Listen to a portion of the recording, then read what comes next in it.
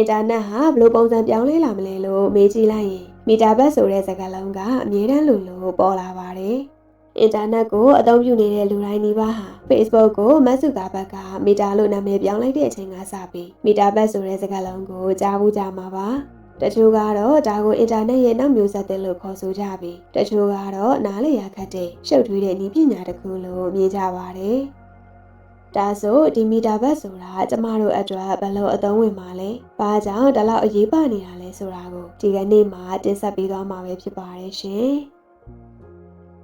ဒါဆိုရင်မီတာဘတ်ဆိုတာဘာလဲ။ရိုးရိုးရှင်းရှင်းပြောရရင်တော့မီတာဘတ်ဆိုတာ 3D အင်တာနက်ကမ္ဘာလို့ပြောလို့ရပါတယ်။လက်ရှိအင်တာနက်ကစာတွေကြည့်တာဗီဒီယိုတွေကြည့်တာမျိုးပဲလုပ်နိုင်ပေမဲ့မီတာဘတ်ထဲမှာတော့ကိုယ်တိုင်အပတ်တာမိမိကိုယ်စားပြုပုံရိပ်တစ်ခုဖန်တီးပြီးအဲ့ဒီကမ္ဘာထဲမှာဝင်ရောက်သွားလာနိုင်မှာဖြစ်ပါတယ်။ဒါဟာအွန်လိုင်းဂိမ်းတစ်ခုလိုဖြစ်ပေမဲ့အဲ့ဒီထဲမှာအလုပ်လုပ်တာပညာသင်တာနဲ့ပေါင်းသင်းဆက်ဆံတာတွေအထိအကုန်လုပ်နိုင်မှာပါ။ပြောရမယ်ဆိုရင်တော့မီတာဘတ်ဆိုတာတခြားလူတွေနဲ့အတူအချိန်မရွေးနေရမရွေးချိတ်ဆက်နိုင်တဲ့အမြဲတမ်းရှင်သန်နေတဲ့ digital ကမ္ဘာကြီးတစ်ခုပါ။မီတာလို့နာမည်ကြီးကုမ္ပဏီတွေကလည်းဒီနည်းပညာအပေါ်မှာရင်းနှီးမြှုပ်နှံနေကြပြီးဖြစ်ပါတယ်။မီတာဘတ်ကမ္ဘာတစ်ခုဖြစ်လာဖို့အတွက်ကအဓိကအားဖြင့် virtual reality VR, augmented reality AR နဲ့ blockchain စတဲ့အဓိကနည်းပညာ၃ခုလိုအပ်ပါတယ်။ virtual reality VR ဒါကတော့ပကတိအတိုင်းဖြစ်စေတဲ့နည်းပညာ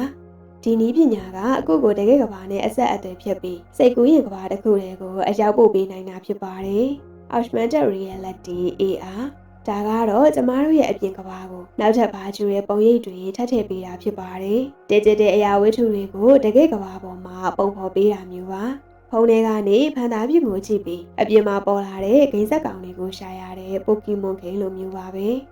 ။နောက်ပြီး blockchain ဆိုတာကတော့အချက်အလက်တွေကိုမှတ်တမ်းတင်ထားတဲ့နည်းပညာပါ။မီတာဘတ်ထဲမှာကိုယ့်ရဲ့ကိုယ်ပိုင်ပိုင်ဆိုင်မှုတွေဥပမာအိမ်ကားစတဲ့ပစ္စည်းတွေကိုလုံခြုံစွာထိန်းသိမ်းဖို့နဲ့အရာအဝယ်လုပ်ဖို့လိုအပ်တဲ့နည်းပညာပဲဖြစ်ပါတယ်။အနာဂတ်မှာဒီမီတာဘတ်ဟာကျမတို့ရဲ့နေ့စဉ်ဘဝကိုတလုံးမျိုးပြောင်းလဲပေးနိုင်ပါတယ်။တငယ်ချင်းတွေနဲ့အပြင်မှာလိုပဲမိမိကိုယ်စားပြုပုံရိပ်အနေနဲ့တွေ့ဆုံနိုင်မယ်။ virtual concert တွေပါတီတွေကိုတက်နိုင်မယ်။စာသင်ခန်းကိုအပြင်မှာသွားစရာမလိုပဲအတန်းပေါ်တွေနဲ့အတူတူမိမိကိုယ်စားပြုပုံရိပ်နဲ့စာသင်နိုင်မယ်။နောက်ပြီးကိုယ်ပိုင် virtual ရုံးခန်းတွေမှာကိုယ်လုပ်ဖော်ကိုင်ဘတ်တွေနဲ့တွေ့ဆုံပြီးအစီအဝေးလုပ်တာပူပေါင်းဆောင်ရွက်တာမျိုးတွေလည်းလုပ်နိုင်မယ်။အိမ်ကနေမထွက်ဘဲကိုယ့်အကြိုက်ဆုံးအဆိုတော်ရဲ့ virtual ဖြောပြပွဲကိုတိုက်ရိုက်ကြည့်နိုင်မယ်။ဒါအပြင် online ဈေးဝယ်တာဟာပိုပြီးတော့အသက်ဝင်လာပါလိမ့်မယ်။အပြင်မှာလိုပဲ virtual ဈေးဝယ်စင်တာထဲမှာရှောက်သွားပြီးအဝတ်အစားတွေပစ္စည်းတွေကိုဝတ်ကြည့်၊ကိုင်ကြည့်ပြီးတော့ဝယ်နိုင်မယ်။ဂိမ်းကစားတာမှလည်းပိုပြီးတော့လက်တွေ့ဆန်လာပြီးအခန်းထဲမှာပဲတကယ်ချင်းတွေနဲ့အတူဂိမ်းထဲကကဘာအသစ်တွေကိုတွားရောက်စူးစမ်းတာမျိုးတွေလုပ်နိုင်မှာပါ။